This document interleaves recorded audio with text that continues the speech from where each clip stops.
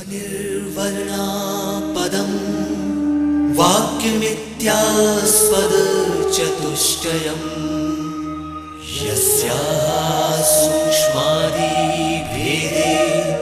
वाग्देवीं तामुपास्महे।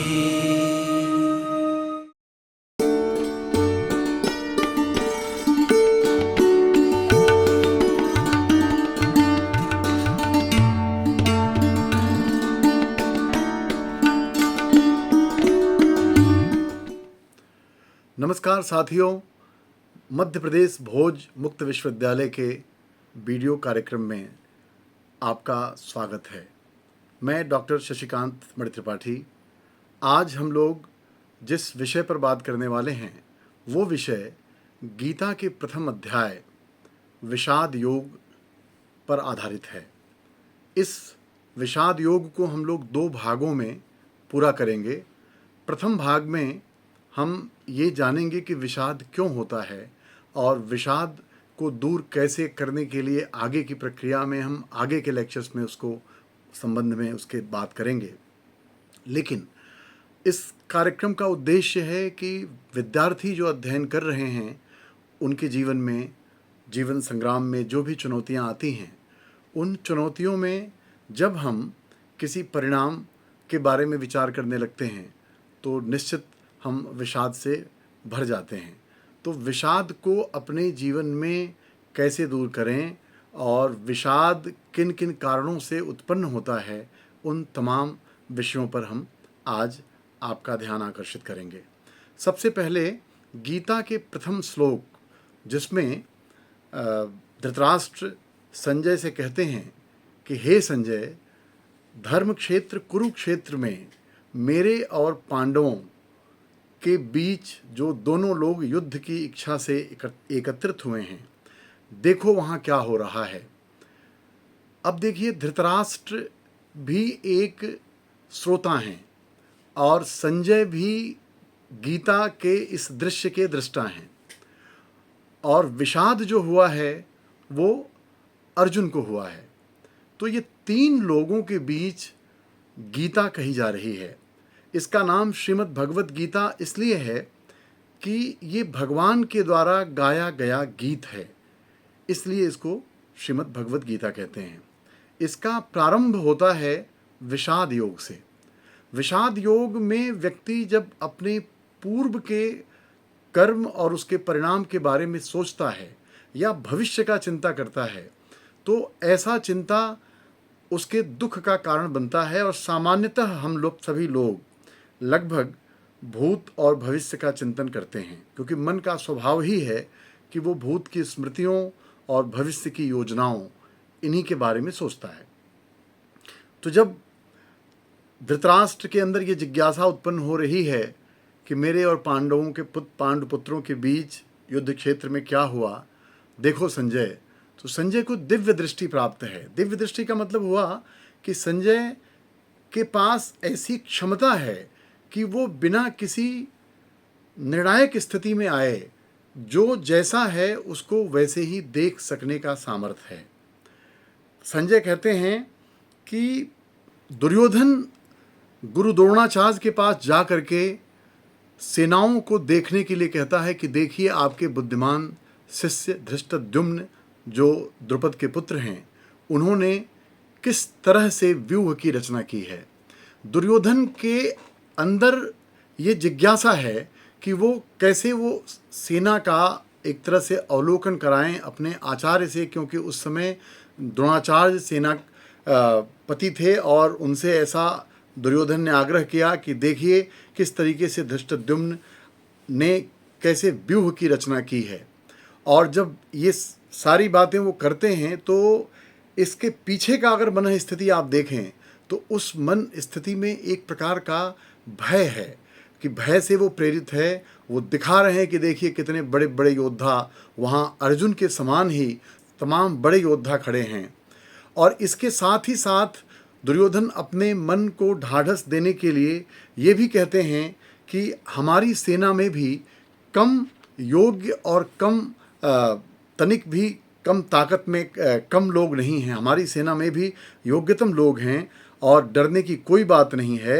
हमारे सेना नायक भी अपने आप में योग्य हैं और युद्ध में किसी तरह की हमें चिंता करने की कोई आवश्यकता नहीं है। इस तरह की बात दुर्योधन उन सेनाओं का निरीक्षण करते हुए आचार्य से कहते हैं।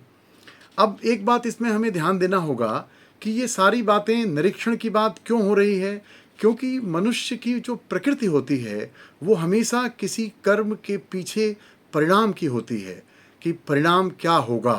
तो परिणाम को जानने के लिए वो कर्म का अवलोकन करता है कि उस समय की स्थितियां क्या बन रही हैं, किस तरह से सारे लोग युद्ध के लिए इकट्ठा हुए हैं।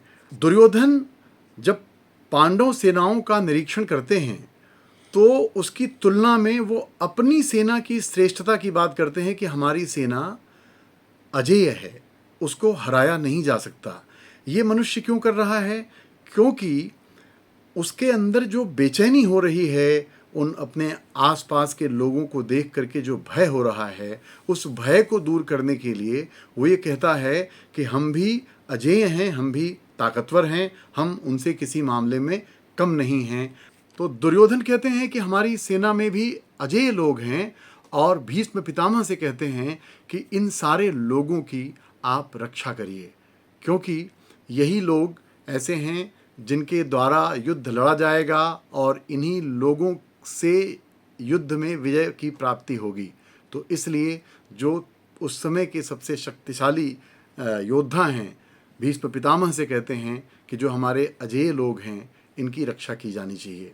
तो इन सारी भावनाओं के आप पीछे देखें तो एकमात्र कारण क्या है? भय। एक प्रकार का भय अंतर मन में चल रहा है, इसीलिए इस अध्याय का नाम विषाद योग है। आप देखें तो धृतराष्ट्र भी अपने जीवन की घटनाओं को याद करते हुए जिस जिज्ञासा को लेकर के संजय से कहते हैं कि संजय देखो कि उस युद्ध क्षेत्र में क्या हो रहा है, वहाँ भी एक प्रकार की परिणाम को लेकर के चिंता है। और यहाँ जब दुर्योधन आचार्य से कहते हैं कि आप देखिए पांडवों के सेना को कैसे धृष्टद्युम्न ने सुसज्जित किया है, तो इसके पीछे का भी कारण आप देखिए तो मन में एक प्रकार का उद्विग्नता है, एक प्रकार का उद्वेलन है, जिसको दूर करने के लिए वो फिर अपने ही मन को शांत करने के लिए कहते हैं कि हमारे पास भी कम बड़े बड़े योद्धा नहीं हैं। फिर वो अपने योद्धाओं की तारीफ करते हैं और वो कहते हैं कि इन अजेय योद्धाओं की भीष्म पितामह जी के द्वारा कहते हैं कि इनकी रक्षा करनी चाहिए। और ऐसा कह करके एक जो उतावलेपन का वातावरण बना है कि जिसमें हम जब चिंतन करने लगते हैं या किसी दृश्य से जब प्रभावित हो जाते हैं तो फिर हमारा नियंत्रण हमारे ऊपर न हो करके बल्कि दृश्य हमको नियंत्रित करता है और उसी क्रम में जो है नगाड़े ढोल बजने लगे। जबकि अभी युद्ध की घोषणा नहीं हुई है, लेकिन एक उत्साह कह सकते हैं या अंदर मन के बीच जो अंतर्द्वंद चल रहा है, जो विषाद की प्रक्रिया जो बनी हुई है, उसमें ही बिना किसी घोषणा के नगारे और शंख भेदियाँ शुरू हो गईं।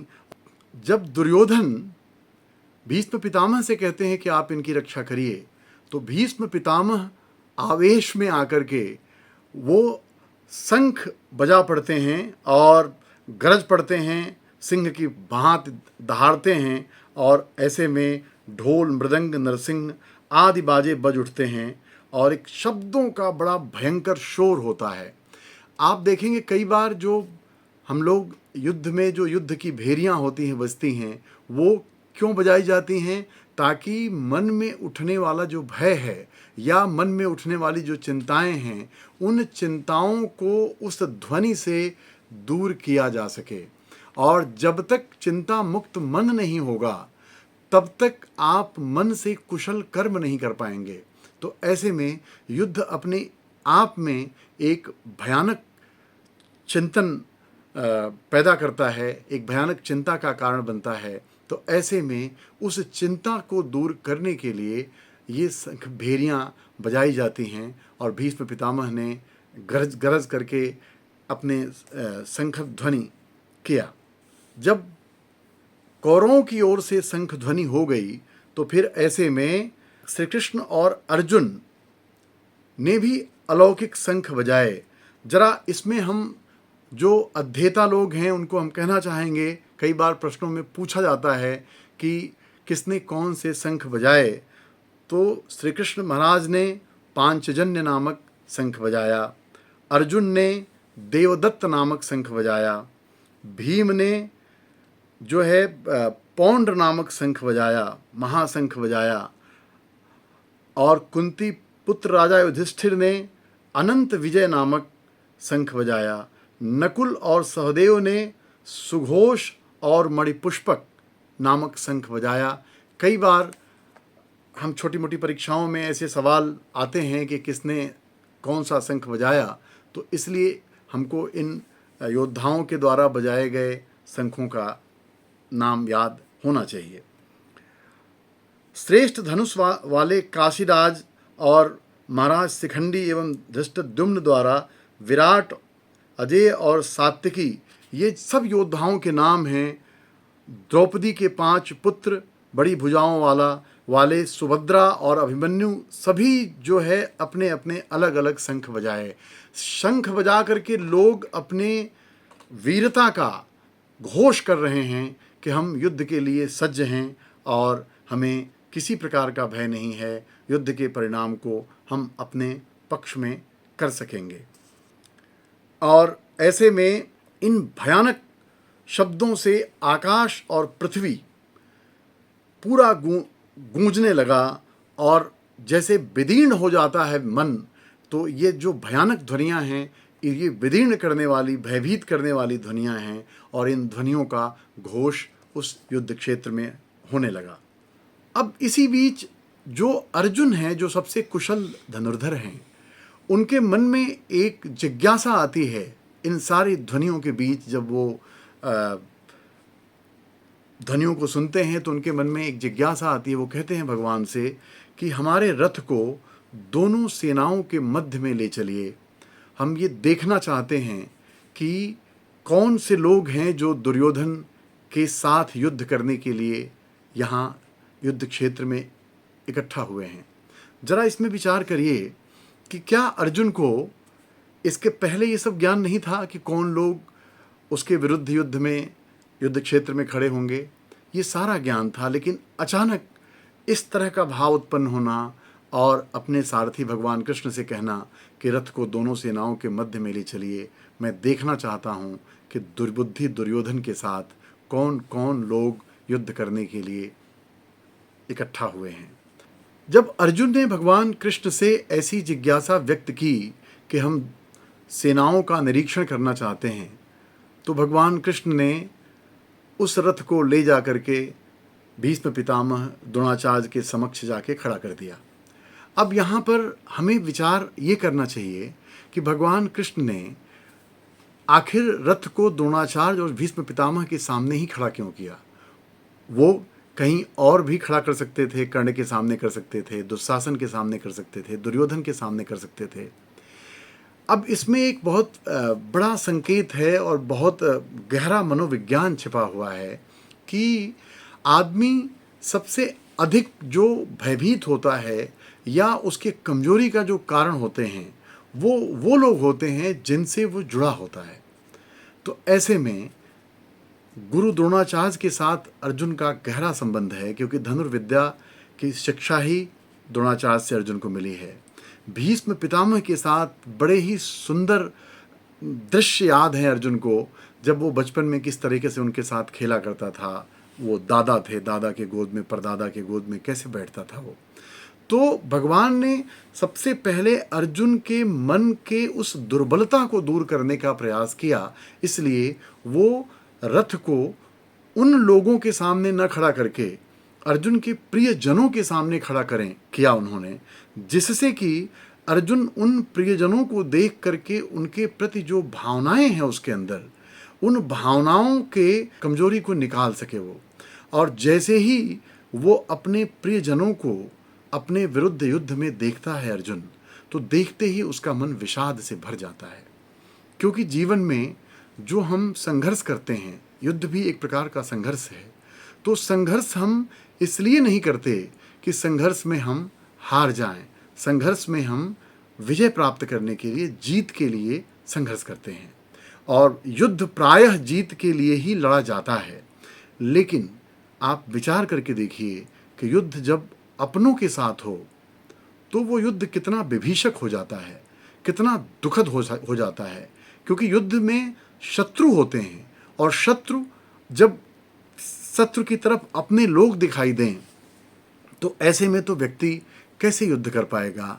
अर्जुन जब अपने उन प्रियजनों को देखते हैं तो देखते ही अर्जुन के अंदर दुख का प्रवाह होता है। कहते हैं कि इन लोगों के साथ कैसी स्मृतियां हमारी हैं, कितने सुखद क्षण हमने बिताए हैं। आज यही लोग हमें मारने या हम इन्हें मारने के लिए युद्ध क्षेत्र में खड़े हैं। ये जीवन की कैसी विडंबना है। और ये दृश्य देखकर अर्जुन का मन विषाद से भर जाता है। यहाँ अर्जुन आपको एक दृश्य के रूप में तो जरूर दिखाई दे रहे हैं, तो लेकिन देखें, विचार करें तो हर व्यक्ति अपने इस कर्म क्षेत्र में, कर्म अपने आप में युद्ध क्षेत्र के जैसा है। और देखें तो कर्म क्षेत्र में तमाम द्वंद्वों का सामना करता है, जिसमें कई बार अपनों के विरुद्ध या अपने विचारों के विरुद्ध, अपनी इच्छाओं के विरुद्ध भी हमें खड़ा होना पड़ता है। और जब तक आपकी इच्छाओं के अनुरूप कार्य हो रहा है तब तक आपको कोई दिक्कत नहीं है। लेकिन जब आपके इच्छाओं के प्रतिकूल परिणाम दिखाई देने लगे या ऐसी परिस्थितियों का निर्माण हो जाए जिन परिस्थितियों की कभी आपने सहज कल्पना न की हो, तो ऐसे में व्यक्ति अपना मानसिक, भावनात्मक और आत्मिक संतुलन खो देता है। यानी उसकी मन स्थिति ऐसी परिस्थिति में सामान्य नहीं रह जाती, और असामान्य मन स्थिति के साथ असामान्य विचार जन्म लेते हैं और व्यक्ति के अंदर कार्य करने की कुशलता नहीं रह जाती। अर्जुन ठीक ऐसी ही मन स्थिति से गुजर रहे हैं, क्योंकि ऐसी परिस्थितियों का निर्माण हुआ है जिन परिस्थितियों की कामना कोई कर ही नहीं सकता। कोई कैसे अपने पितामह को, कैसे अपने गुरु को, कैसे अपने ससुर साले जो विभिन्न संबंधी हैं, उन संबंधियों को कैसे कोई मारना चाहेगा और कैसे उनसे कोई युद्ध करना चाहेगा, जिनके लिए व्यक्ति जीना चाहता है। अगर वही लोग युद्ध क्षेत्र में खड़े हो जाएं या ऐसी जीवन में परिस्थितियों का निर्माण हो जाए कि जिनके साथ हम जीना चाहते हैं, उन्हीं के साथ मृत्यु का संकट दिखाई देने लगे, या वही लोग एक दूसरे को मरने और मारने पर उतारू हो जाएं, तो फिर ऐसे में मन की स्थिति सामान्य नहीं रह जाती, और ऐसे असामान्य मन के साथ कभी भी कार्य करने की क्षमता नहीं रहती। और यही हालत अर्जुन की हुई है। अर्जुन पूरी तरह से मन से टूट रहे हैं इस दृश्य को देख करके, क्योंकि वो पूर्व की जो पूरी स्मृतियां हैं वो स्मृतियां रिकॉल होने लगी हैं। उसी का बराबर चिंतन हो रहा है कि कैसे हमने इन लोगों के साथ बहुत अच्छे जीवन जीने के सपने देखे थे, ऐसा विचार किया था, और आज काल के चक्र ने हमें लाकर कहाँ खड़ा कर दिया, जहाँ पर आज हम एक दूसरे के जीवन के साथी होने के बजाय एक दूसरे के मृत्यु का हेतु बनने के लिए खड़े हैं। तो अर्जुन इस दृश्य को देख करके बहुत ही अंदर से दुखी होते हैं, विषाद से ग्रस्त होते हैं। आप देखें, ऐसे क्षण में जब आप ऐसी परिस्थितियों में घिर जाते हैं जिन परिस्थितियों की कल्पना तक आपने नहीं की हो, तो ऐसी परिस्थितियां आपको पूरी तरह से कमज़ोर कर देती हैं। और व्यक्ति जब मन से कमज़ोर होता है तो फिर तन भी शक्तिशाली नहीं रह जाता। इसको समझने के लिए हमें गीता के इस प्रसंग पर, इस विषाद योग पर ध्यान देना होगा कि किस तरह से अर्जुन पूरी तरह से स्वस्थ और किस मानसिकता के साथ, कितने उत्साह के साथ ये कहते हैं कि जरा मुझे दिखाइए कि देखूं मैं उस दुर्योधन के साथ कौन लोग युद्ध करने आने के लिए खड़े हैं। अब आप सोचिए कितना उत्साह है, लेकिन वो उत्साह थोड़ी ही देर में समाप्त हो जाता है, क्योंकि जब उन्होंने उन परिस्थितियों का अवलोकन किया कि जिन परिस्थितियों में कभी युद्ध किया ही नहीं जा सकता, ऐसी परिस्थितियों में जब व्यक्ति खड़ा हो जाता है तो ऐसी मन स्थिति बनती है कि मन और शरीर इन दोनों का योग बिगड़ जाता है, तालमेल बिगड़ जाता है। अर्जुन की स्थिति ठीक ऐसी ही है। अर्जुन के मन में वो भूतकाल में जिए गए सारे क्षण आज याद आ रहे हैं कि कैसे पितामह की गोद में खेल रहे थे, कैसे हमारे गुरु ने हमको शिक्षा दी है और आज हम कहाँ खड़े हैं। एक बात और भी विचार करना चाहिए कि हम जब जीवन में भविष्य के बारे में सोचते हैं तो सोचते जिस समय हैं उस समय वो भविष्य नहीं होता, उस समय की परिस्थिति अलग होती है और जो भविष्य होता है वो किसी और क्षण में घटित होता है। इसलिए जो काल का ये जो भेद करते हैं हम लोग कि हम जब जिस योजना को बनाते हैं उस योजना को बनाने के समय वो घटना घटित नहीं हो रही होती है और जब वो घटना घटित होती है तो फिर हमारी वो मन स्थिति बदल जाती है जिस मन स्थिति में हमने उस घटना के बारे में चिंतन किया था। तो ऐसे में क्या होता है, ऐसे में एक ऐसी स्थिति सामने आती है जो आप सोच ही नहीं पाते। इसीलिए कहा जाता है कि बुद्धिमान मनुष्य भूत और भविष्य का चिंतन नहीं करते, वो वर्तमान का चिंतन करते हैं। अर्जुन युद्ध क्षेत्र में खड़े हैं लेकिन उन्हें ये पूरी तरह से विस्मृति हो गई। वो उस युद्ध के परिणाम के बारे में विचार करने लगे, वो उस युद्ध में खड़े योद्धाओं के साथ पूर्व में जो उनका संग रहा उस संग के बारे में चिंतन करने लगे, जिसका परिणाम ये हुआ कि अर्जुन की पूरी जो स्थिति है, शारीरिक स्थिति है, वो शिथिल हो रही है। और आपको बताऊं, विषाद होने के बाद की जो स्थिति होती है उसका वर्णन हम दूसरे खंड में करेंगे कि क्या क्या लक्षण प्रकट होते हैं।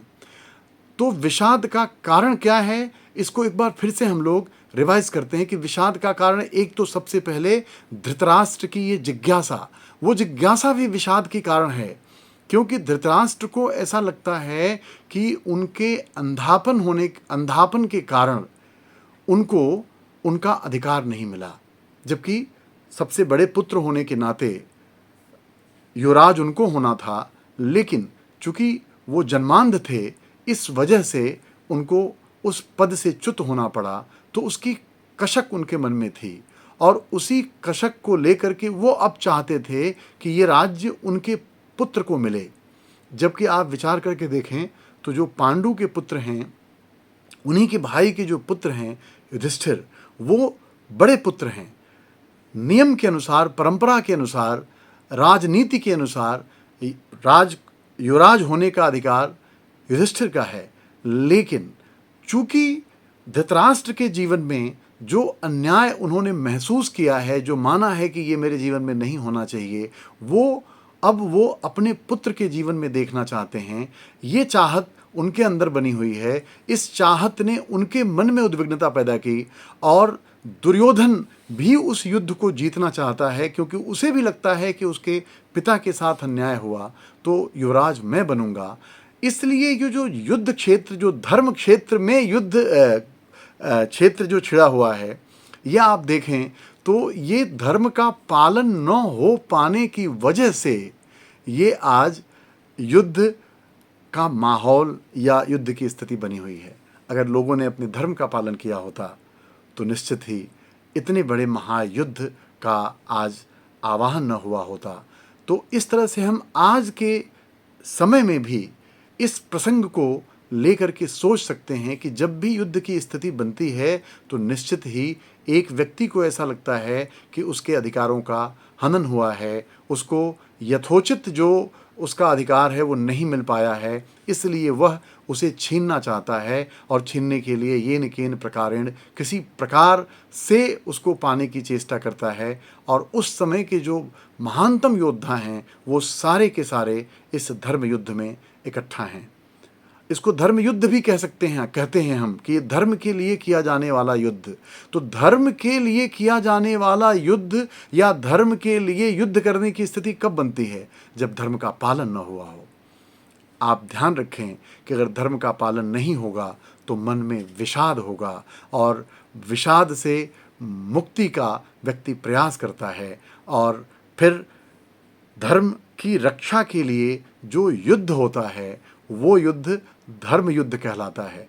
हर युद्ध धर्म युद्ध नहीं हो सकता। कई बार व्यक्ति अपने अहंकार की तृप्ति के लिए, अपने वैचारिक कह सकते हैं अयोग्यता के लिए युद्ध में शामिल हो जाता है या युद्ध में लोगों को ढकेल देता है, ऐसा भी देखने को मिलता है। लेकिन युद्ध हमेशा धर्म के लिए होना चाहिए। अब आप सुन के आश्चर्य करेंगे कि धर्म के लिए युद्ध आवश्यक है। धर्म के लिए युद्ध का मतलब हुआ कि धर्म का पालन न होने के कारण जीवन में युद्ध शुरू ही हो जाता है, क्योंकि धर्म ही व्यक्ति को धारण करता है। धारयेत इति धर्मः, अर्थात जिसके द्वारा कोई नीति, कोई नियम, कोई जीवन धारण किया जाए वो धर्म है। और जब धारणा पर दिक्कत आती है, जब हमारे अस्तित्व पर संकट आता है, तो फिर हम स्ट्रगल करते हैं, संघर्ष करते हैं। किसके लिए? अपने एग्जिस्टेंस के लिए, अपने अस्तित्व के लिए। तो ऐसे में हमारे मनीषियों ने ऐसा देखा कि आपका अस्तित्व जितना आपके लिए मूल्यवान है, उतना ही दूसरों का भी अस्तित्व मूल्यवान है। जीवन का महत्व जान लेने के बाद हम दूसरे के जीवन के महत्व को भी जान पाते हैं। लेकिन अगर हमें अपने जीवन का महत्व नहीं मालूम, या सिर्फ अपने ही जीवन का महत्व मालूम है और दूसरे के हम जीवन की उपेक्षा करते हैं, जीवन का अनादर करते हैं, तो ये एक प्रकार का अधर्म है। क्योंकि हम जो अपने लिए दूसरों से चाहते हैं, आप विचार करके देखिए, दूसरा भी आपसे वही चाहता है। और आज जो इस युद्ध क्षेत्र में, जिसको हम प्रथम अध्याय को विषाद योग कहते हैं, जहाँ दोनों सेनाएं खड़ी हैं और उन सेनाओं का जो निरीक्षण किया जा रहा है, पहले दुर्योधन के द्वारा आचार्य से कह कर के देखिए, आचार्य कैसे आपके शिष्य ने इस व्यूह की रचना की है। और जब व्यूह को देखता है तो जैसे ही उसके अंदर भय पैदा होता है, तो उस भय को दूर करने के लिए फिर वो अपने सेनाओं के योद्धाओं को देखता है कि मेरे सेनाओं में भी जो योद्धा हैं वो तनिक भी कमतर नहीं हैं, और इन योद्धाओं की रक्षा होनी चाहिए, क्योंकि यही योद्धा युद्ध की दिशा और दशा बदल देंगे। तो ये मन के उठने वाले विचार हैं कि जब मन में भय उत्पन्न होता है, तो उसी भय को दूर करने के लिए मन और तरह के तर्क इकट्ठा करता है। अब इसी में जब दुर्योधन ऐसा देख लेते हैं, तो फिर अर्जुन के अंदर भी ये जिज्ञासा आती है कि हम जरा दोनों सेनाओं को देखें। अर्जुन सेनाओं के मध्य में जाकर के देखना चाहते हैं। ये भी एक बात बड़ी विचारने जैसी है। दुर्योधन जबकि मध्य में नहीं खड़े हैं, दुर्योधन अपनी सेना के पक्ष में खड़ा होकर के विपक्ष को देख रहे हैं, और यहाँ अर्जुन मध्य में जाकर के पक्ष और विपक्ष दोनों को देख पा रहे हैं। अगर देखें, जीवन में हमें निर्णायक होना है या जीवन में हमें अपनी कमजोरियों को दूर करना है, तो उसके लिए हमें मध्य क्षेत्र में आना होगा, यानी दोनों पक्षों पर संज्ञान पूर्वक विचार करना होगा। और ऐसी स्थिति में खासकर ऐसे पक्ष जो हमारे अंदर किसी कमजोरी का कारण बने, ऐसे पक्ष को तो पहले देखना चाहिए। और इसी को दृष्टिगत रखते हुए भगवान कृष्ण ने अर्जुन के इस आग्रह को सुनने के बाद रथ को दोनों सेनाओं के मध्य में वहाँ खड़ा किया जहाँ अर्जुन के प्रियजन थे, जिनको देखने के बाद अर्जुन को अपने भावनाओं पर नियंत्रण करना मुश्किल हो जाता, क्योंकि वो लोग हैं जिन लोगों के साथ अर्जुन ने बड़े सुखद और शांतिप्रिय क्षण बिताए हैं।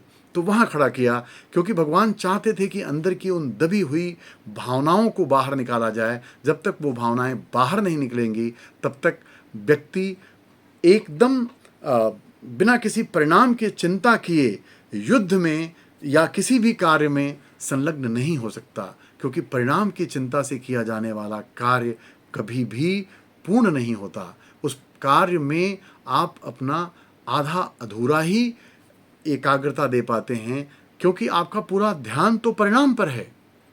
आप तो पूरा उस कर्म से क्या क्या हो जाएगा इसके बारे में सोच रहे हैं, और ये कर्म होना चाहिए कि नहीं होना चाहिए इस पर विचार करने पर लगे हैं, न कि बजाय कर्म पर। तो इसलिए भगवान ने बड़ा प्रसिद्ध गीता का श्लोक आप लोगों ने सुना भी होगा, कर्मण्येवाधिकारस्ते मा फलेषु कदाचन। अब इसका जनरल अर्थ तो लोग लगाते हैं सामान्यतः कि बिना फल की इच्छा के कर्म तो होता ही नहीं है। लेकिन कर्म की कुशलता कर्म फल की इच्छा के साथ नहीं आती, और कर्म फल की प्राप्ति कर्म की कुशलता से आती है, न कि कर्म फल के चिंतन से। कर्म फल के चिंतन से हम कर्म का निर्धारण कर सकते हैं, कर्म फल का चिंतन करवा करके हम कर्म करने के लिए आपको उत्साहित कर सकते हैं, प्रेरित कर सकते हैं, लेकिन कर्म फल का चिंतन कर्म करते समय करना तो कर्म को दूषित करना है। ये भी एक प्रकार का युद्ध है कि हम कर्म करते हुए कर्म फल की चिंता कर रहे हैं, जबकि कर्म फल कर्म की पूर्णता से मिलता है। जब आप पूर्ण मनोयोग से कर्म करेंगे, और पूर्ण मनोयोग से कर्म करने के लिए सबसे पहले अंतर मन में उस दृश्य को या उस कार्य को लेकर के जो जो भावनाएं उमड़ रही हैं, उन भावनाओं को नियंत्रित करना, भावनात्मक रूप से स्थिर होना आवश्यक है। इसलिए विषाद योग बड़ा ही महत्वपूर्ण विषय है कि विषाद क्यों होता है, विषाद किन किन वजहों से खड़ा होता है, और उनसे दूर करने का उपाय क्या है। जैसे विषाद एक प्रकार का मानसिक रोग है, जैसे शरीर में रोग होता है, ऐसे ही मन में जब रोग उत्पन्न हो तो वो विषाद का रूप लेता है, और फिर वो शरीर को कार्य करने नहीं देता। तो आज अर्जुन जब दोनों सेनाओं के मध्य में खड़े हैं तो उनके अंदर विषाद उत्पन्न हुआ है, और विषाद उत्पन्न हो रहा है तो कहते हैं कि कैसे मैं इनके लिए युद्ध करूं। हम इस भाग को यहीं पर समाप्त करेंगे, और अगले भाग में अर्जुन के उस मन स्थिति पर बात करेंगे कि उस मन में चलने वाले विचार का शरीर पर कैसा प्रभाव आ रहा है। और शरीर पर प्रभाव, क्योंकि क्रिया तो हमेशा शरीर से होगी, कर्मेंद्रियों से होगी। ज्ञानेंद्रियों से आप ज्ञान ले सकते हैं, लेकिन कर्मेंद्रियों से कर्म होगा। तो विचार आपका आपके शरीर की क्रियाओं को कैसे प्रभावित करता है, इसके लिए हम दूसरे भाग में विस्तार से चर्चा करेंगे। तब तक के लिए आपको धन्यवाद। नमस्कार।